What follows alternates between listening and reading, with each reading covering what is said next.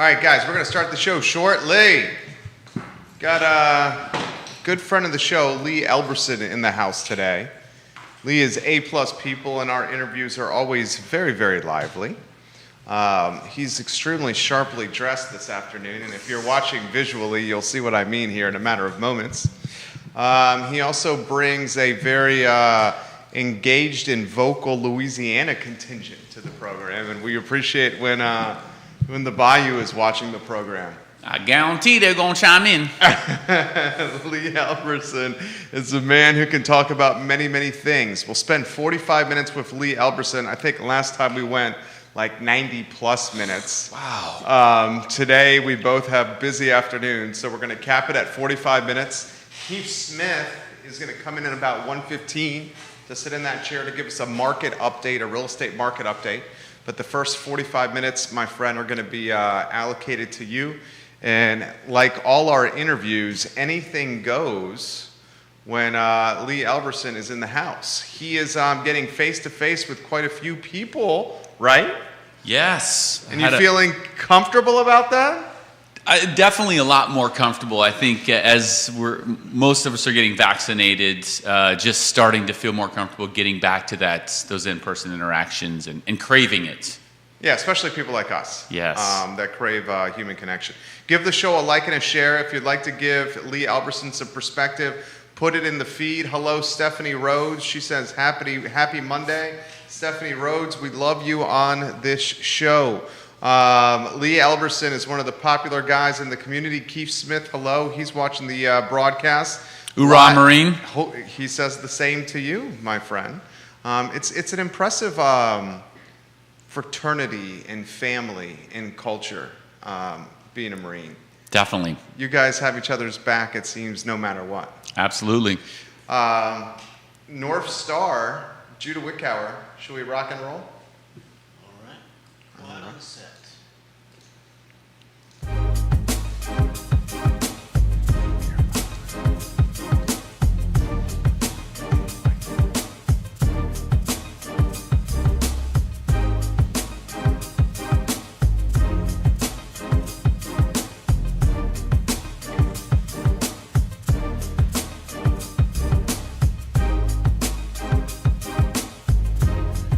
Good Monday afternoon, guys. My name is Jerry Miller, and welcome to the I Love CVille show. We're live in Charlottesville in Albemarle County in Central Virginia, the Commonwealth, the country, and the world, on the I Love CVille network. Judah Wickower is our director. He is our North Star, our digital compass, if you may, our broadcasting compass, I should say. Here's the cool part of this program. If you would like to share some perspective and have that perspective mentioned on air, all you have to do is put it in the comments section, and I will relay it to our guest, to Judah, to you, the viewer, the listener. Judah, why don't we go to the studio camera and welcome our friend Lee Elberson to the program.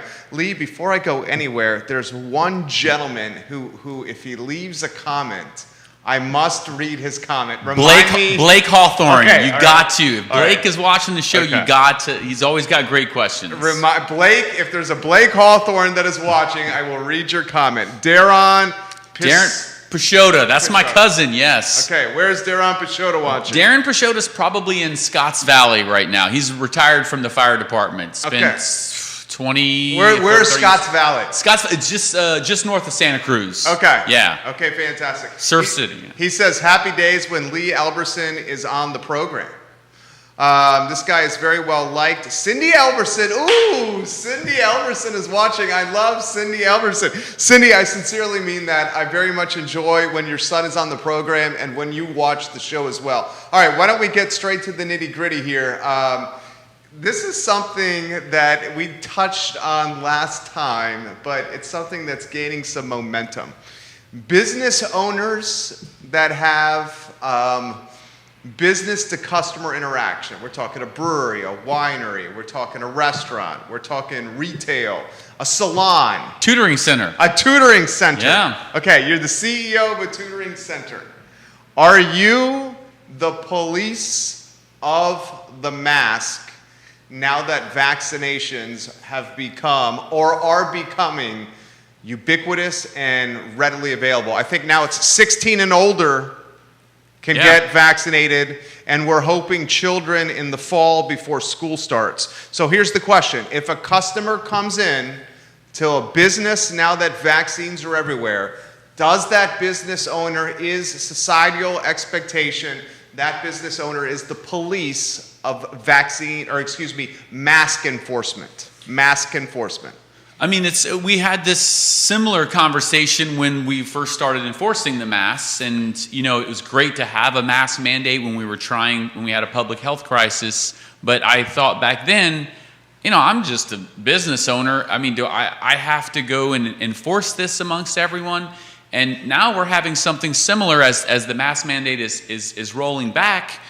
Do I have to check to make sure everyone has a vaccine card? Do we have to put our vaccination cards on a little lanyard? Do we need a wristband, a vaccination wristband?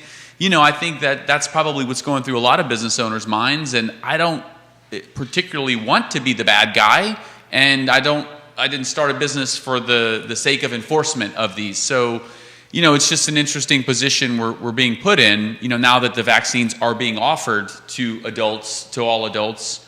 Those who choose not to get them, now what is my ownership of this policy, I guess? Because it's an awkward position.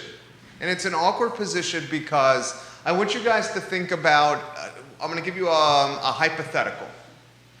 Before COVID, this is a pre-COVID hypothetical. Jerry, me. Jerry Miller. My wife, Lauren. Our wonderful son, Lee, his beautiful wife, Alex. We go on a double date. We bring our 3-year-old. Okay, so we can't stay out too late. And we're out at a local restaurant. Now, neither you nor I, nor our better halves are ones to have a tough experience or a bad experience at a restaurant and then immediately bust out our phones and rip said restaurant on Yelp or Facebook or social media. We do not do that. We're very willing to give the benefit of the doubt to small and medium-sized business owners because we are ones ourselves. However, there is a huge portion of the consuming population where if things don't go 100% according to their dining or their spending money plans, Cancel culture. The cancel culture. The cancel culture will use this if something immediately goes bad for them in any kind of consumer setting. Is this mask enforcement, this mask policing, ammunition for the cancel culture? I mean, in my experience, I don't think cancel culture needs much ammunition. But yeah, I mean, it certainly could be, and this is why there's certainly some hesitation in reopening. We are very anxious at Claiborne to reopen our doors to everyone, but in going through the logistics and the process of mask enforcement and vaccination, you do have to consider all of that. Certainly internally, if a client says, "Oh, we only want to work with a tutor who is vaccinated," you have to listen to what your clients want, and then what if they say, "I don't want to sit next to somebody who is not vaccinated?" Then I think, gosh, no, you really do need those sort of vaccination. Like then that's the vaccine passport. Then that's the vaccine passport. Then the best policy for me is to say that everyone has to wear a mask, right? Like, wouldn't that be the next natural step? It's like, look, I don't. You want the federal government or Virginia's governor's office to say everyone in Virginia, governor's office, has to wear the mask? Or do you want Biden to say everybody in America has to wear the mask? You want a clear standard? Is that what you're saying? No, that's not what I'm saying. I think we should take our guidance from the CDC. The CDC is saying it's safe to do so. It just is now putting small businesses in this awkward position where now we have to think through it. But I think that's okay for us to do it. I mean, you should be thinking about how your clients react. Maybe you have a business that your clients don't care. But if your clients do care, then you have to be receptive to that. So I think it's okay to put it on the business's shoulders, just trying to let everyone know that it's not an easy thing to say, like, why don't you guys just do this? Why?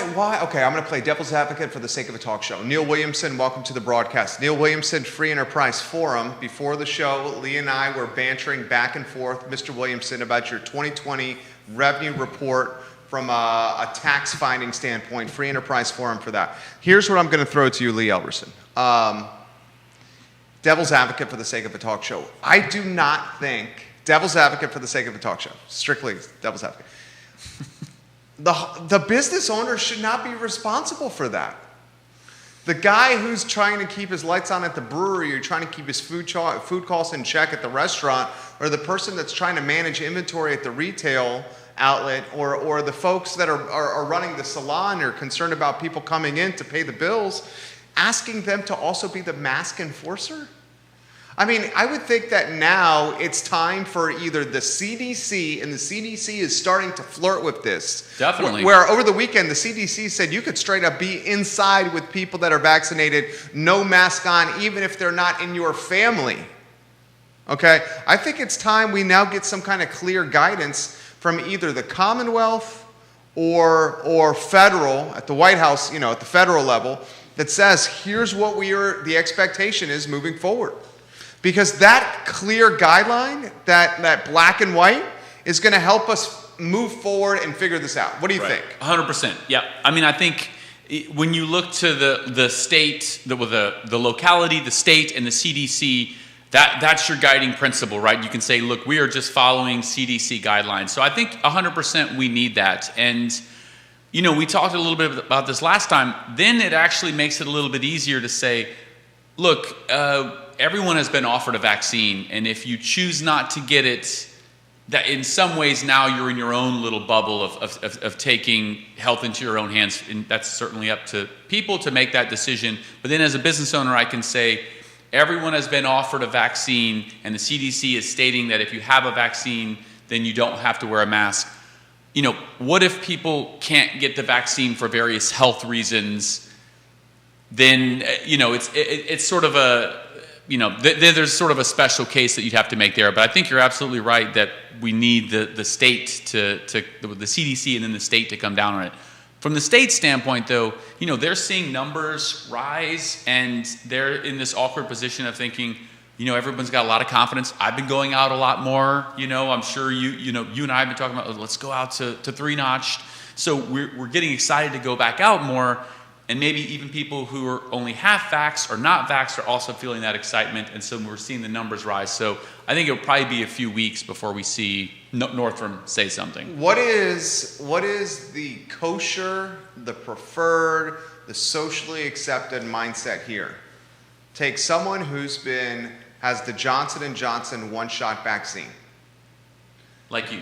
Is that individual doing enough for mankind, for Central Virginia, for Charlottesville, for Albemarle County, saying, I got the Johnson & Johnson, I will read the letter, I will read the sign that's on the door at whatever business I walk in. If they want me to wear a mask, I'll put my mask on. I will walk in, you said 3-notch, I will walk into 3-notch, I'll sit at the stool, I'll take my mask off as I'm allowed to, and drink my Minuteman. Is that enough? I mean, I think so. What else is there? What a lot of folks talk, devil's advocate, yeah. Take a talk show, say, a lot of folks say it's, too early to eat inside, too early to patronize a business outside of, say, curbsiding to go, and the prioritization of quarantining or stay at home or minimizing social interaction, the pod mentality, still should be very prevalent. Yeah, I think, again, we talked about this very early on. It's an economic question, really. Like, businesses have been hurting. Most businesses in our community, and I would say abroad, have been struggling pretty severely in the last year. And the PPP funding has done a great job to get us through. Unless there's going to be a PPP round 3, it's go time for businesses. So they need to try to get as many customers as they can. And so if the CDC is telling them it's safe if you're vaccinated, and this is what you need to do, then businesses need to do what they need to do to survive, I think. And that's what we've talked about this. Some states, some of the southern states, made that decision early on. They're like, we're going to just kind of let the businesses. I mean, they need to fend for themselves and bring in their business, and we're going to do everything we can. And some states, took health took it a different track and made sure that public health safety was number one, but it was a balancing act, right? Like, you could be 100% safe and you could be 100% letting businesses go for themselves, but you can't have both of them. And so I think now we're starting to see that shift. Do you think we're going to wear the vaccine forever in Charlottesville? Yes. You think we're going to wear the mask forever? Oh, in the Charlottesville? mask. Oh, I thought you meant we're going to have to get. You think we're going to wear COVID a mask boosters forever in Charlottesville? No. I misspoke. Yeah. No. Well, we live in a probability space. I think it's a probably 80% chance that at some point people will not be carrying masks around with them in the next 3 years. I'm a physicist. This is how I think about things, Jerry, okay? Things don't fall black and white for me. I love that answer. That answer was so good. What do you guys think, viewers and listeners? And hold What about on. booster shots? Blake Hawthorne is watching. Oh. Blake Hawthorne has a comment. Blake's always got good comments. Where's Blake watching? Blake is near Sacramento, California. So he's in, Northern California. Blake Hawthorne, I'm reading the comment. Business owners can push a mask enforcement as no different than no shirt, no shoes, no mask, no service. It's not infringement on civil liberty. There are variants that are going to come, and we're just having to sacrifice a little comfort by wearing a mask in situations until we do find a way through this. Great comment, Blake Hawthorne. Not only did I read that comment on air, I just gave you the like, and I'm going to also respond on Facebook by saying, great comment.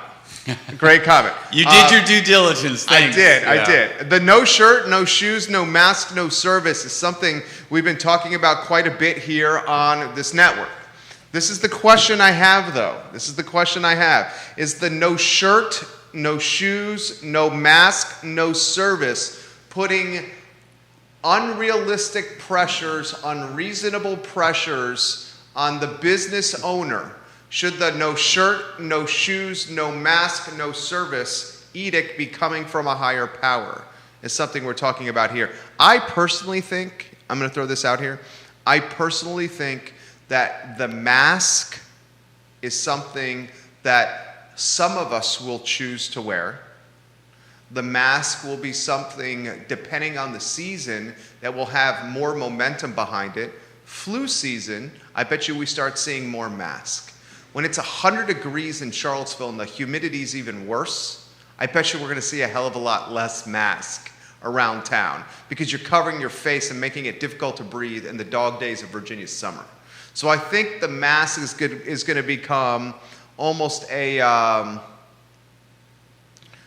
fashion meets function meets survival. Good comment about the fashion piece. Fashion meets function meets survival, depending on the season. Yeah. I know I've got about 2 dozen decorative masks. Some of them I never even use. But you're always in the black Under Armour mask.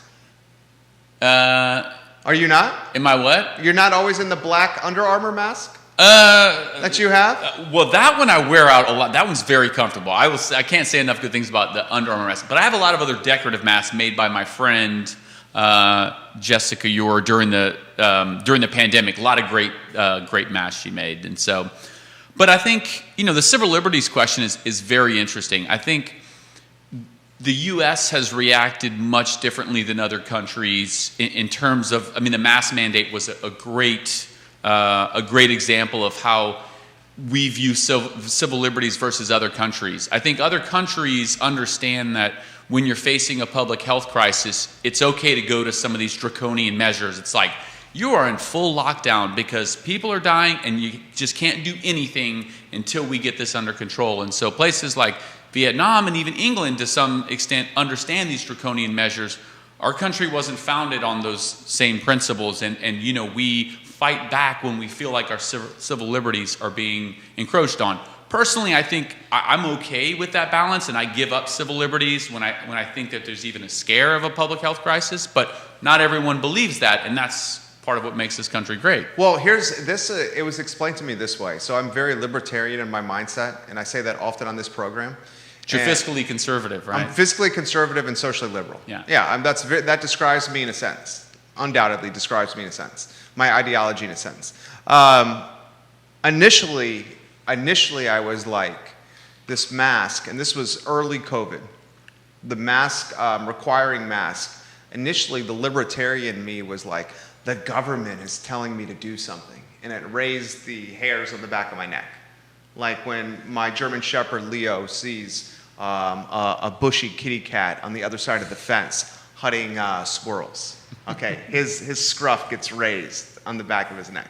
And then another libertarian said this, Jerry, you're a libertarian, a champion for small and medium-sized business.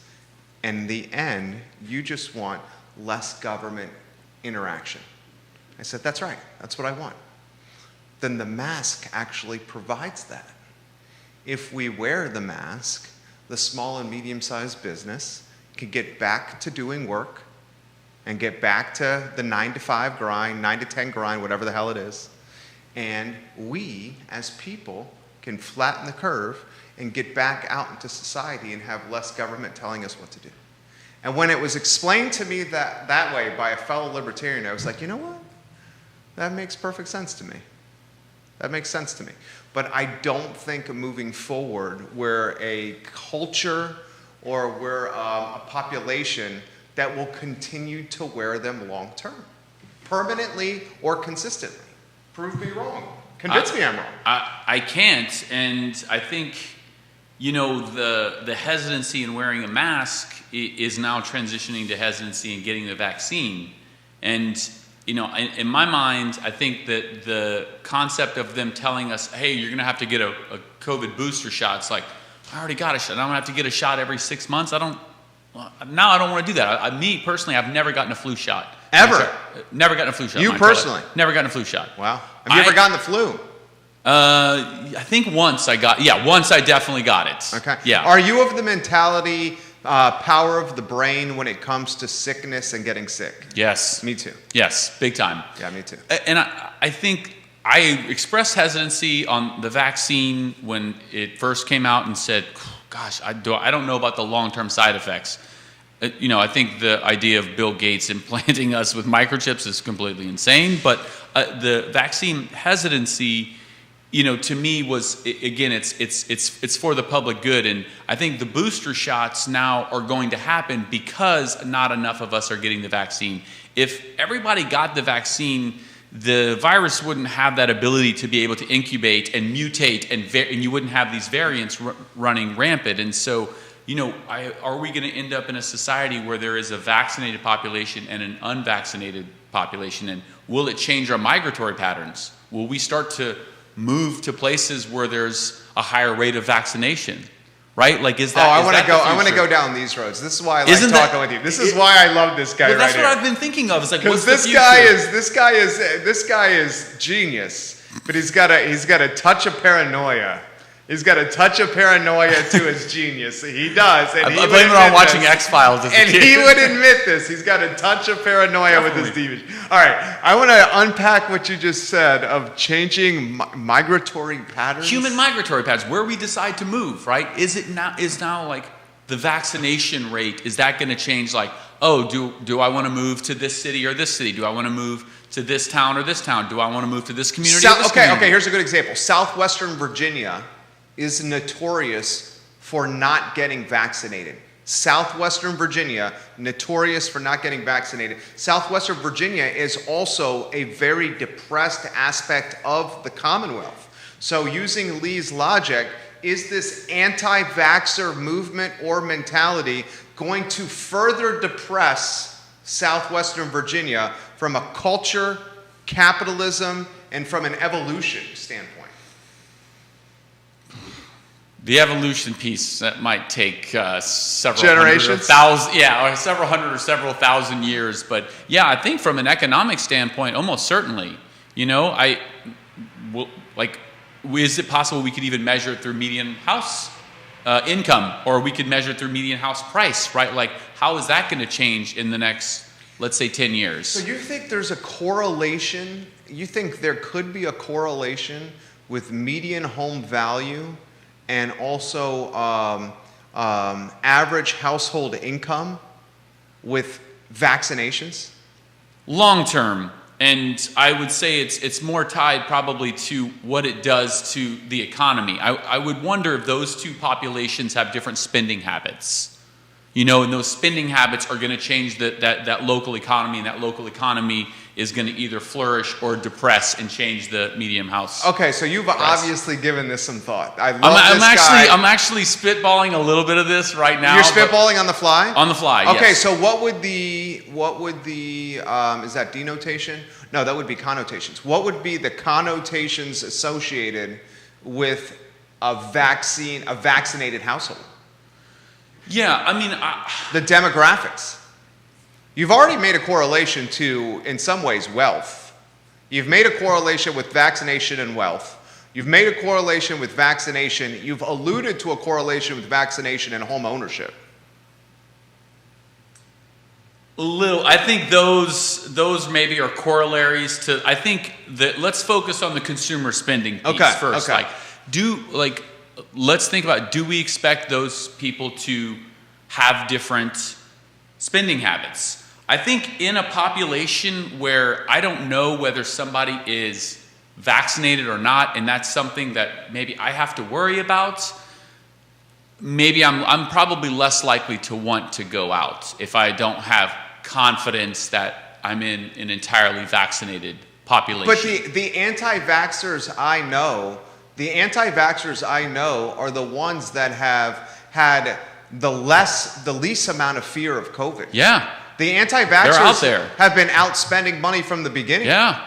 And, I'm not saying which one is. I'm just saying that they're different. Now we're establishing which one we think might be spending more. Who do you think is going to have more discretionary spending power? Or who will have more discretionary spending power? The anti-vaxxer family or the vaxxer family? This is a demographics question. This is a hunch and instinct question, which you're good at. I trust your hunch and instincts more than 9 out of 10 people's hunch and instincts. I would probably argue that there is less discretionary spending in an anti-vaxxer household. Not that they wouldn't, like... I would argue the same. Yeah. I would argue the same. Do you want to unpack why? Probably not. Why? Because you feel like that's a slippery slope? Yeah, definitely. I That's feel a very, like you very, can manage the commentary and what Yes. comes out of your mouth on why. Yeah. I mean, I have the same hesitancies of why I would want to unpack that, but at the same time, I'm willing to unpack it because I think I can manage the commentary the right way. You want All me right, to start? let's do it. Let's unpack it. So Okay. let's first talk about. Let's zoom back and think about like what is happening now. So we're stating that anti-maskers, anti-vaxxers are likely already like they're Nothing has changed for that. nothing has changed, right? Less has changed. Yes. Yeah. I mean, that's the whole point of it. If you're less hesitant, you're like, this is not a big deal. I'm going to go out and I'm going to live my life. I definitely wanted to do that, but I didn't. And so, yeah, they are out in they're out in the economy spending more, and the people who are more hesitant are spending less money in the local economy, potentially. Maybe they're ordering takeout, but probably more so like ordering food from Whole Foods, making their own dinner, and then ordering stuff from Amazon. So by that definition, then the hesitant people are doing less for the economy. That means people like me. And that's probably true over the last year. I haven't done enough to support my local economy. Okay, I'm with you. So as things move forward, how do I get over that? Do I look for a place where I can feel more confident? Or at some point, will I just feel confident and just say, oh, you didn't get a vaccine? Okay. Well, the That's Lee your choice. Elberson I know, how he gets over that is by becoming fully vaccinated. Yeah. And the confidence that comes from medicine is going to overcome the fear you have of getting COVID. Definitely, and I've already started to do that. I'm only half vaxxed, and I'm already starting to engage more in local businesses. So yeah, I think that's definitely true. And if I still have any hesitancy, I can still wear a mask, right? I can vax and wear a mask, like you said. That is always my option.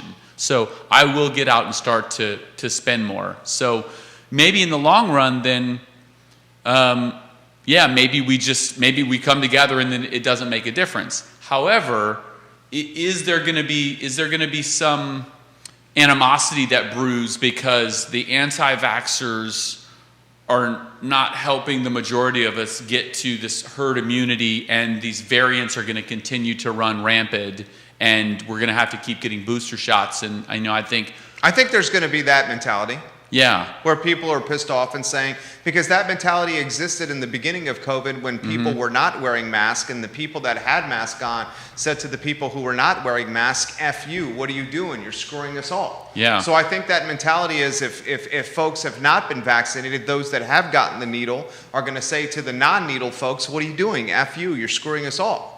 Have you gone outside and not worn a mask before? Have you gotten the evil eye yet? I was 8 to 10 feet away from somebody the other day, and I had my mask in my pocket. I didn't put it on, and they had their mask on, and I could tell just by the eyes. I was like, I'm getting the evil eye right now because I don't have my mask on outside. And I was like, but the CDC tells me if I'm over 6 feet apart outside that I don't have to wear it.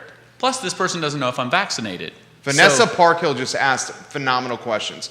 2 fantastic questions. I'm going to get to these in a second here. Dude, what is the protocol? Like, I'm walking on the downtown mall, and for those that are, we have 9 different states watching the show here. Of the 9 states that are watching the show that are not in Central Virginia, we have this 8-block pedestrian area.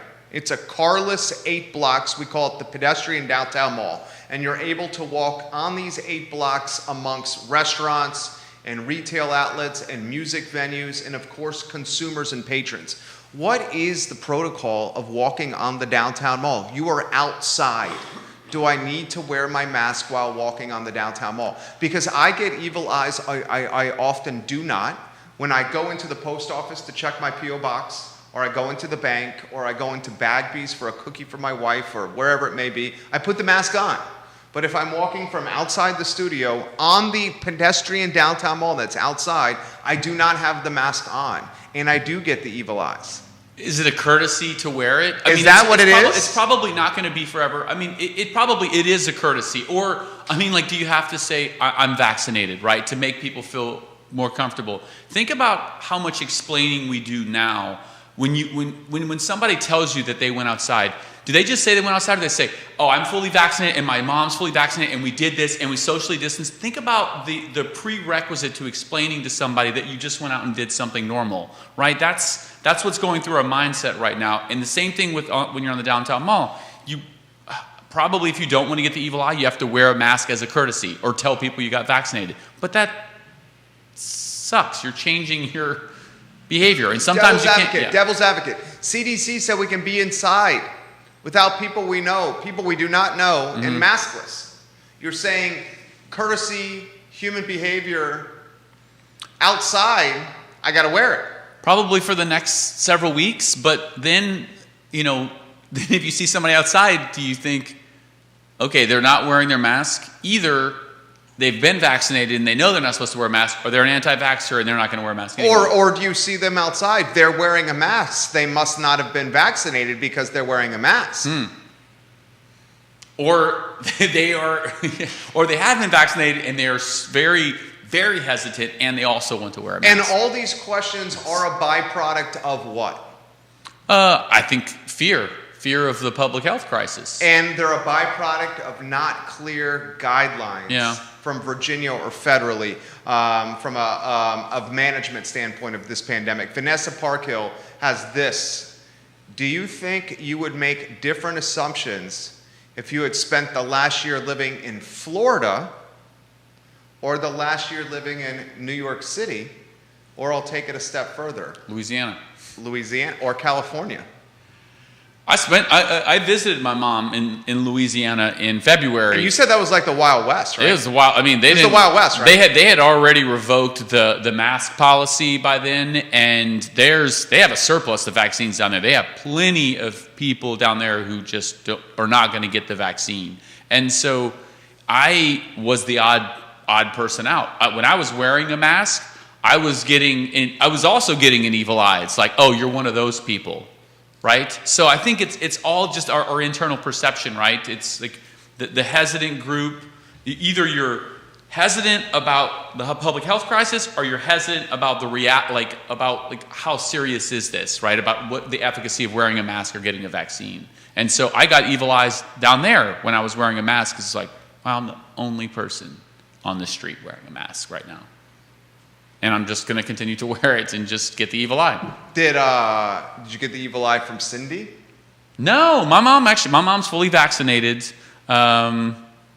And she totally supports, wearing a mask, and she's also just the most compassionate person in the entire world. When she Cindy comes up here, Elverson's watching the show. Cindy Elverson has a red carpet rollout anytime she's in Charlottesville. Okay, we will roll out the red carpet. I'm going to hold you to that. I swear, we will roll out the red carpet for Cindy Elverson. Kelly Jackson, star of Women Changing Our World. That's great. She says, I got the vaccination and I still wear a mask. The guidelines and data keep changing, so I don't know what's right. James Watson, very similar to Vanessa Parkhill's comment, James Watson said, I wonder what this conversation looks like between a couple of gentlemen our age in Florida or Georgia. Let's see here. Kelly says, I agree with you, Jerry. When people say they aren't getting the shot, I'm like, what's going on, dog? That's what she said right there. Vanessa says, I think your local norm has the potential to shape your feelings about what is necessary. That's a good comment. Yeah, I think you're right. We do need these guidelines, but we do need to be flexible with our federal and state government in that they are still figuring this out, and this isn't something you make a snap decision on. So we need to be flexible in these transition periods. Now, in a 2 week, or in a month, if we still don't have guidance, we don't want to have to figure it out on our own that long. So I think we need to allow some flexibility for them to put together the data and come up with the guidance. But yeah. It's Stephanie Rhodes. It's hard to be confident when it clearly says this vaccine may prevent you from getting COVID-19. So it may or may not. Yeah, it's not 100%. We were just talking about that before the show. Not 100% effective. Give the hypothetical that you gave me. Yeah, so let's say you're in a room, close quarters. The Democratic candidate debate that we had here. Yeah. The city council candidate debate we had here. It was Kathy Galvin there, me in the center. So that's two. In this chair, Carl Brown, Juan Diego Wade, Brian Pinkston, and Yaz Washington, they're 6. Judah Wickhowers, the director, they're 7. And then we had 3 TV reporters. So 10 people, and this is probably 800 and some square feet. Now, everyone have been vaccinated. I mean, we don't have the mark. We don't have our Vax card, so you just have to take people at their word at that point. Yeah. I mean, there's a lot of trust embedded in that. I know people who have, or like me, who had and still have hesitancy on the long-term side effects, but there's a lot of trust embodied in that. So if you're in a room with 10 people that you haven't established that trust with, and you've been vaccinated, do you still want to wear a mask? If you cough later, are you going to think, oh my gosh, am I going to be that one in a million that gets it, right, even after I've been vaccinated? And so, yeah, I think that's going to probably be with us for several months. I think the caution fatigue and comfort level, I think we're going to get used to it, and I think we're going to have a lot better understanding by the end of the summer of what the protocol should be and our comfort level with it. I think this summer in Central Virginia, I'm talking end of May, June, July, and early September, that 4-month period is going to determine the long-term momentum consistency of wearing the mask in this area. And I think Vanessa Parkhill makes a really good point. She says, I think your local norm has the potential to shape your feelings about what is necessary. So, for instance, Louisiana, where you were talking about, the local norm was no mask. Charlottesville, a little bit more liberal than, say, Louisiana. The local norm is double mask, 2 masks. So we'll see if that 2-mask mentality survives the dog days of summer. What is your prediction? Don't think it'll survive. I don't think it's going to survive. No. It's going to be one of two things. Either there's people who haven't gotten the vaccine, don't believe in masks and aren't going to wear them, or people who've been vaccinated, it's like, look, that's somebody else's problem, right? I'm focusing on myself, my family, we've been vaccinated. We've done our public good. Like you said, we're trying to help get towards herd immunity. Great, we've done our part. Don't have to wear a mask anymore. And maybe I think more and more you will see people wear masks, whereas before, a lot of times you'd be in an airport and maybe you'd see somebody from another country. And it's like, I remember thinking, that's really weird. Why are they wearing a mask? Now I'm like, oh, they're trying to protect me and them and keep this contained. And so I think you'll see that'll be a lot more common that people will be wearing masks. Blake Hawthorne, reading Blake's comments. Science is an ever-changing field that allows for the inclusion of more data, which leads to ever-changing conclusions.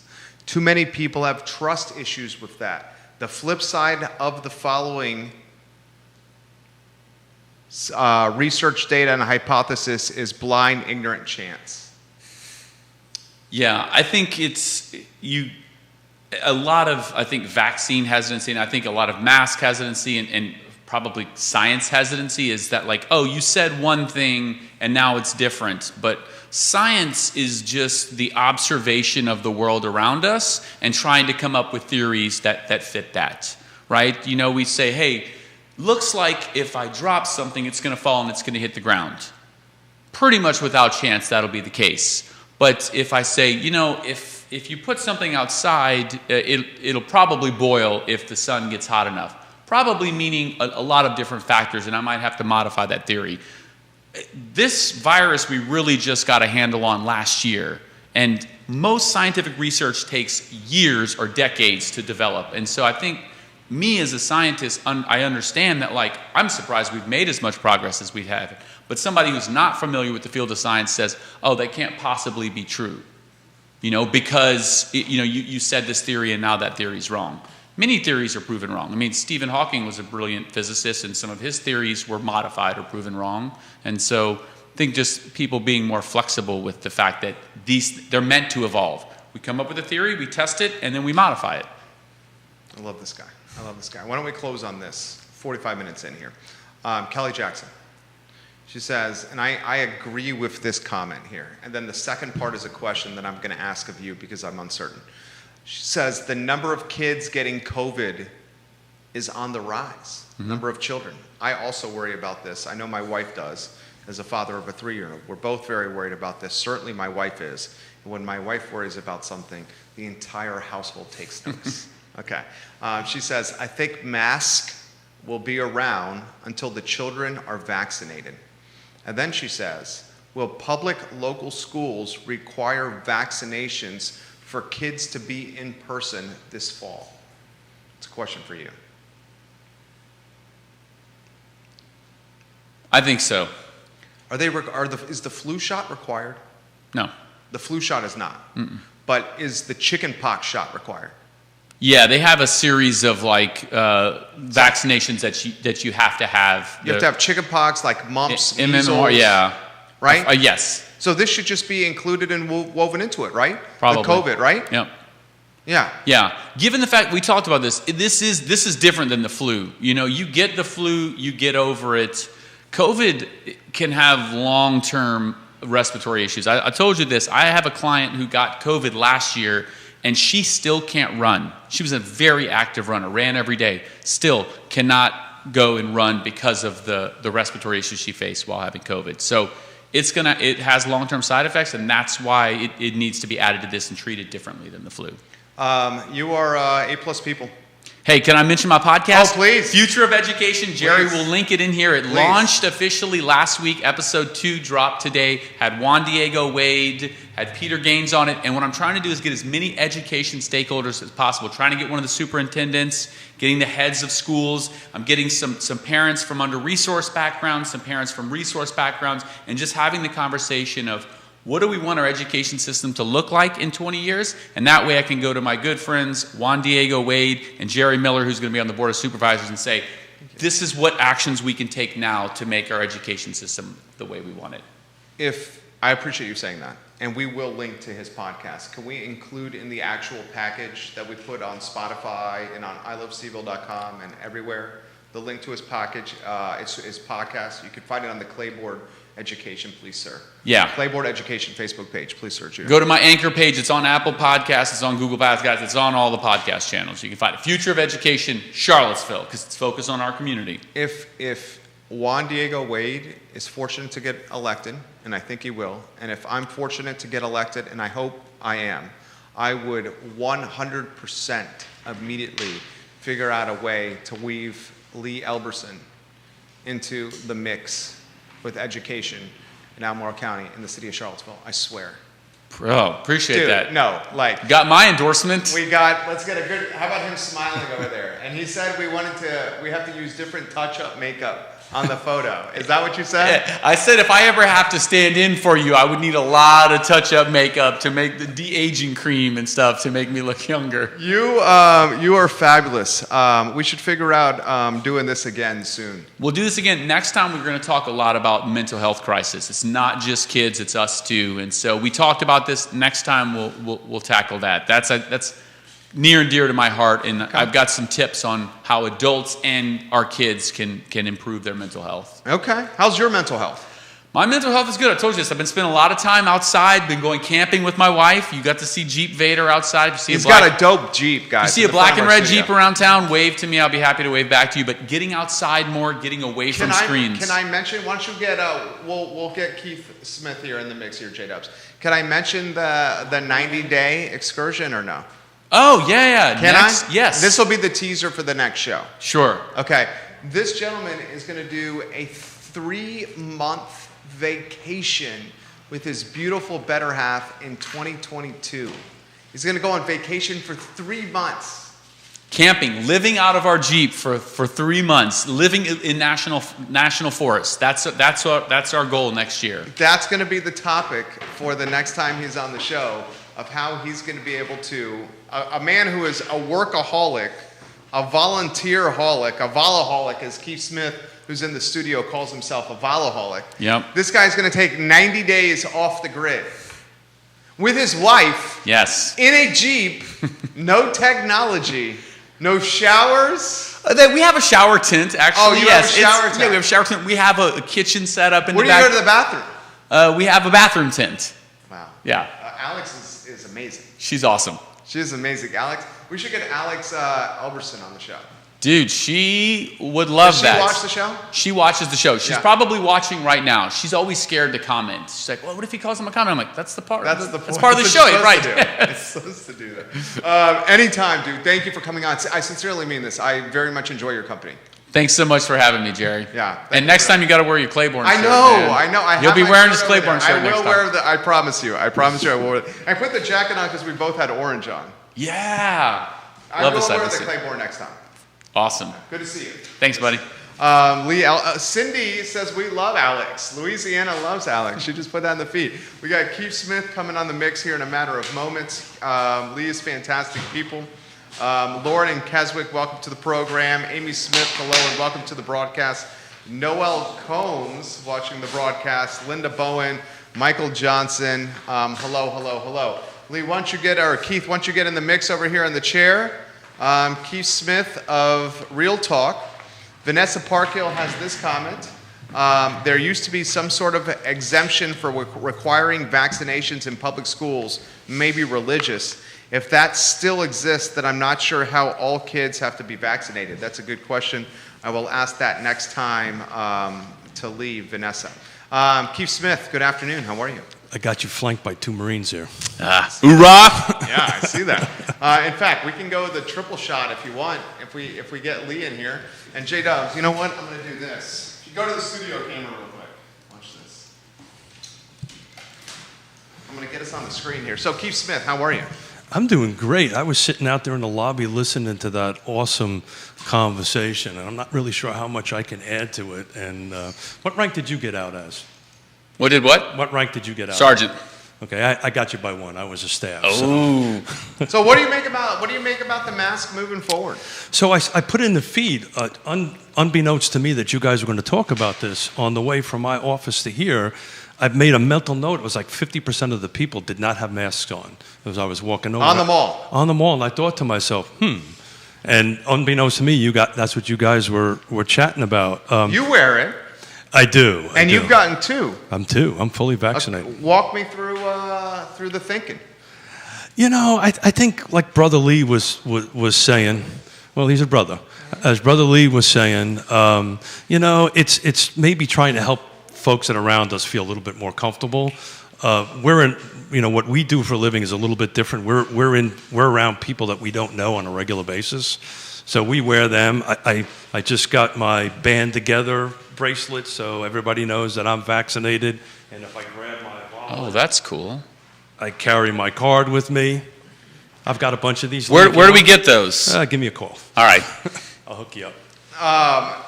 Lee, hold on one second. Is your better half? Hold on one second. How do you say Alex? Alex Washura. She's watching. Okay, She just great. commented. She just commented right there. Alex has Lee's card. Yes, my wife has my vaccination card. You know, anything important should go with the wife. You agree, right, Keith? You agree, right, Jerry? Do you think it should be digital on the phone? You know, it's interesting, and we didn't know this was the topic for today, but we went out to Three Notch on Sunday evening after some work, and you know, it was weird, and I'd forgotten that the governor said it's okay to sit at the bar, and I looked over to the right, and the bar was packed with people there. So you know, I don't know. It's just kind of this comfort level. But Lee, when you guys were chatting, I ran some quick numbers on the Virginia Department of Health site. So as of this morning, 5,911,691 doses have been administered. In Virginia. Keep in mind, we got 8.5 million folks. 3.6 have one. 2.5 have two. So what's going to happen in about 2 weeks, once those first shots start cycling through, you're going to be hitting somewhere around that 60% vaccinated. And Lee's a lot smarter than me on this stuff. But Me too. Well, yeah. He doesn't like when we do this. What's that? Put him on. He's very humble when it comes to his intelligence. He's very humble. I mean, if I had that kind of intelligence, I would not be humble about it. Neither would you. Neither would you. He's very humble with his intelligence. Like, count to two. Yeah. And this guy's the opposite. He's very, what's the word? Depreciating? What's it called when you knock yourself a little bit, Judo? What's it called? I'm not gonna. If there's gonna be any ganging up, I'm gonna be with my Marine there. Okay. You can gang up on me anytime, brother. You can gang up on me. Stephanie says, fellas, it should be smaller to fit in your wallet. The card. Yeah, that's a great thing. You know, Does it fit in yours? It fits in my wallet. You got is it the Costanza wallet you got over there? What wallet you got? Good reference. Seinfeld fan. Good reference. This is a huge Seinfeld. Where do you have it in your wallet? Is it in the dollar? Oh, you have it. So it doesn't fit in a pocket. You just keep it loose like that, huh? Yeah. Is that how it is always going to be? Yeah. I was wondering. I think I might do the same. Do you think it's going to come to the point where it's going to be like you're going to have to, because you travel, I do. You're going to have to do it for the airplane. We travel actually quite a bit. Yeah. Traveled through COVID quite a bit. You did? Mm-hmm, sure. Should there be a Bluetooth app that basically authenticates you as having your vaccine? That'd be the best way. You could forge that pretty easily. Yeah, look, you know, it was weird when I posted the picture when I got the first shot. Everybody was all over me about, well, people can copy that, and I just thought, you know, how sad is that? How sad of you posted on Facebook? Yeah, I did. Yeah, and how sad of a commentary on a world, on a country, that somebody's going to copy it. Come on, man, you know, Fake vaccine cards? Yeah, I mean, it's not like getting your driver's fake ID to go out and drink. That had value. That had value. Yeah. So you know, I think you're going to see probably 2 weeks from now that number hitting somewhere around 60%. And again, Lee's a lot smarter than me. I don't know when herd immunity actually happens. Right? What percentage does that happen? They say about 85% is ideal. They say, like 85% of total American population. And what's the total American population? Like 330 million? Is that right, roughly? Yeah. 340, 350. Yona and I actually went through this drill and tried to figure out how many people actually were vaccinated in the country. But the state of Virginia, by the way, I think is, if Yona's watching, somewhere around the top 12 states that are getting vaccinated. So in other words, we're within the top 12 within the 50. He'll tell me how many states we have. 50-something states that we have, right? You're funny. Yeah. He's got good jokes. The best. No, it's true. I can't remember how many states we got. But yeah, so it's, you know, we're up there. So we should be proud, knock on fake IKEA, that, you know, as a state, we're up there. So 85% of 350 million. So the magic number would be like Little over 297 million Yeah. for Yeah. 85%. Yeah. So they call the close magic to number 300. 300 million. Yeah. Close 300 to million people. And you know, it's interesting. You were talking about the children end of it. Our youngest daughter's a teacher out in Seattle, and great union, and they're fighting because they're not letting the teachers come back unless the kids start getting vaccinated. So that they're taking that a little bit different out there in Seattle. How about the question he posed, and I'm going to have him ask it to you, about vaccinations, vaxxers and anti-vaxxers, and migratory patterns, household income, and home values. Yeah. Do you think in the long term, Keith, that the vaccination people who get vaccinated and people who decide not to get vaccinated, will it change where they want to live, and then in turn will it change the housing prices because maybe their consumer spending habits are different? You know, that's a great question. It's funny. My sister, I'm going to twist it around a little bit. My sister, Kelly, who lives up in New York still, sent me something that I've been trying to research over the weekend, and maybe this is a twist of that. It's called climate gentrification. I can't even say the word. I hate it so much. Climate gentrification. And I've been researching it, and it could be, you know, people are starting to, you know, migrate towards, hey, these group of folks are vaccinated, these groups of folks are not. You know, I don't know if there's any anecdotal, I can't even say that word, evidence to prove that. Keep us straight here. Anecdotal. Thank you. Don't you hate a smart Marine? He's a smart guy. But anyway, so it's, I don't know, but this whole climate gentrification thing was really put me back on my heels and what it meant, and we could conceivably group vaccinations into that. But what is happening is in places like Sandy Hook, right, on Long Island, or in New York when they had the Sandy come up, or in New Orleans, what's happening is they're going in here, and it takes two paths. So those are familiar with New York. They got the High Line. Have you got anybody familiar with that? Where they took an old railroad track and they turned it into that. Well, what happened was they greenified it. They turned it into this beautiful area, and folks looking like the three of us moved in and pushed out all the local folks, all the folks of color, and now they're just pushing it out. And the other reverse of it that I've been learning on it is that what's happening is people are now moving into the hills a little bit, away from like Miami and so forth and so on. So it's really interesting. Maybe vaccines will get grouped into that. You know, I hope I did enough of a job not answering that question. It's a tough question. I couldn't answer it either.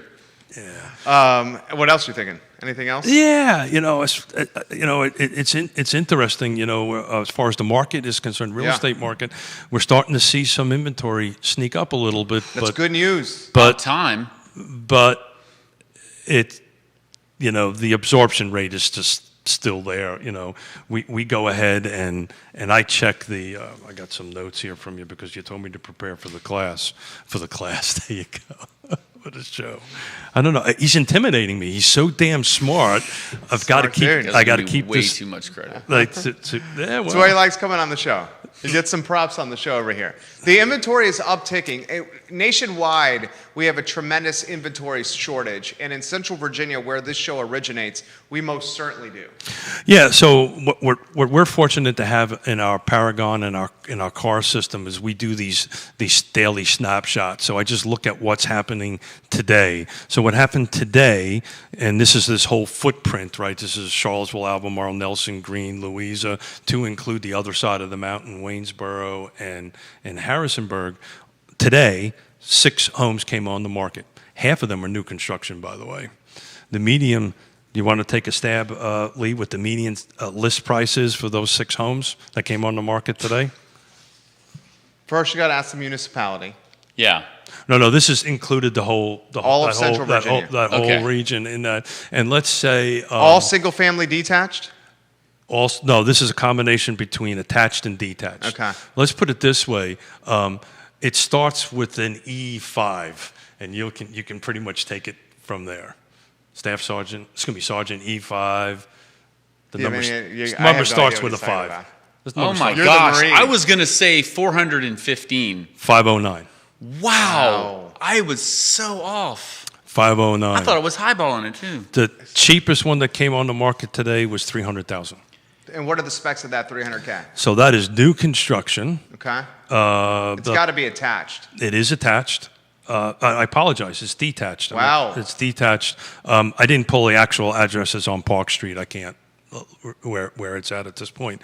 But it's interesting. So the other thing is simultaneously what went pending. So it's interesting. 6 went pending. Excuse me. 17 went pending. 6 came on the market. Okay. So the absorption rate is like super lopsided. Sure. That's not a good absorption rate. As that is. But it's interesting to see that, a couple of days ago, this would be like 1 or 2. So we're starting to creep up a little bit, but, the numbers are just way out there, man. Way out there. Can I ask a question to Keith? Sure. So if I'm a consumer and I'm looking to purchase a house and I don't have to get it, I could wait a year, I could wait 18 months. What's the calculus I should be going through in thinking about purchasing? And is it going to take interest rates to change for the inventory to increase? What's So it's a two-sided question, Yeah. right? So what you're asking me is what makes Jerry and Mr. and Mrs. Miller comfortable with putting their house on the market? Yeah. Because where am I going to go, right? That's the second part of the equation. So let's talk about the first part of the equation on it. Look, the reality of it is, this is really a good time to buy and sell, and it's interesting. I'm putting together a roundtable with appraisers for later in May, and I had a conversation yesterday with an appraiser on a thing, and he says, look, what you're seeing right now is anywhere between 0.25 and a half a point, so between a quarter point and a half a point increase in value month over month. So part of the second part of that question is well, if I buy now, am I buying at the top, right? Is maybe what you're asking. Yes. So if I'm buying at the top, and the issue with that is we historically in this area, regardless of the market, have between 3 to 6% year-over-year increase. Regardless, even in the downturn, it was closer to 3%. We're hovering based on this appraiser's number somewhere around 6%. So if you're going to buy now because interest rates are low, you can afford a little bit more house on that end of it.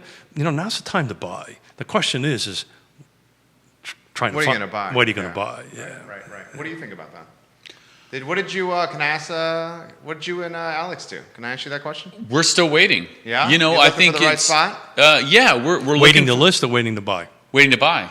Yeah, I mean it's really about like what are your requirements and how flexible are you with those requirements when the inventory is so sparse. So it's interesting. What came active was 3 of them were new construction. So you're starting to see folks in that position. Again, this is a matter of what you can afford and where you're at in your life from a fiscal perspective. But what we're seeing a lot of people is okay, well, I'm going to go new construction. It's going to take me 6 or 9 months or more to get it built. I'm going to lock in my interest rate now because you can do that on these loans on that end of it, and then we're just going to let the build process happen on that. But only 3 of them are resales. Do you think the mindset, and we're relatively the same age, do you think the mindset of home ownership has changed, say, with millennials and younger? Like, I remember getting drilled into my head with, my old man and my mom. And my dad's an entrepreneur. He's a business owner. Did it 2 or 3 times with 2 or 3 different businesses. And he used to drill into my head, buy a home, live there 7 or 8 years, get some equity. I can't quote the stats, but year over year over year, millennials are the buyer profile. They are the ones buying it, and we can do this on some future show, the exact percentage of it, because NAR comes out in every April, what they call the generational report, what generations are buying. But we're buying later. We're buying They are later buying. than what, say, your generation, we're buying it, mid-20s, right? I think he just called me old. I did not call it old. I did not- But he did it in a nice way. I did it in a very nice way. Well, it's funny because Yona and I were having this conversation over the weekend. How old were you when you had Trey? Oh, man. Off the top of my head. And you're in your 30s, right? 30, mid-30s, Right. 35. I haven't slept for 3 years. My wife has slept even less. So my oldest daughter was in her 30s. Uh-huh. My youngest daughter's probably not going to have in the 30s. How old were you when you had some children? He Haven't- has no children. No children. Yeah. But do you think the mentality has gotten later where, like, renting has been more...